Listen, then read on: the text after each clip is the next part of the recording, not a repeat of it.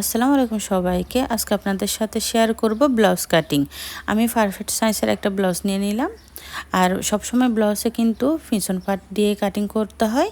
আমার হাতের কাছে চক ছিল না, তাই আমি কলম দিয়ে দাগ দিচ্ছি।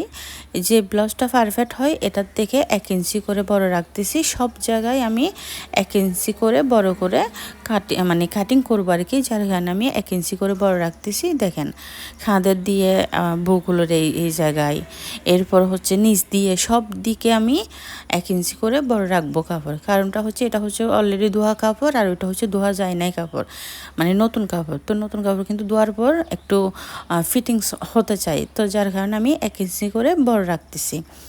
এটা আবারও বলছি, এটা হচ্ছে ব্লাউজের পিছন পাট। তো যেহেতু আগে পিছন পাট দিয়ে শুরু করতে হয়, তাই এটা পিছন পাট। আর এই যে সুন্দর করে আমি এখন এঁকে নিচ্ছি আর কাটিংটাও করে নিব। আর আপনাদের যদি আমার ভিডিওটা ভালো লাগে, লাইক কমেন্ট শেয়ার করে দিবেন। আমার ইউটিউব চ্যানেলটা সাবস্ক্রাইব করে দিবেন। পাশে থাকা বেল আইকনটা অবশ্যই বাজিয়ে দিবেন, যেন আমার নিত্য নতুন ভিডিও ছাড়ার সাথে সাথে নোটিফিকেশন চলে যায়। এই যে আমি আলতো হাতে, মানে আপনারা কোনো রকম কোনো কিছু কাটিং করতে তাড়াহুড়া করবেন না, জাস্ট আস্তে আস্তে করে কাটিং করবেন, দেখবেন খুব সুন্দর। আর আপনারা তো দেখলেনই আমি পিছন পাটটায় আগে কাটিং করলাম, আর এখন হচ্ছে সামনের পাটও কিন্তু আমি প্রায় 2 ইঞ্চি করে আমি বড় রাখতেছি। কারণটা হচ্ছে সামনের পাটে টেকেন পরে এরপর বোতামের যে ঘর আছে, বোতাম বা হুকের ঘর, এটা পরে।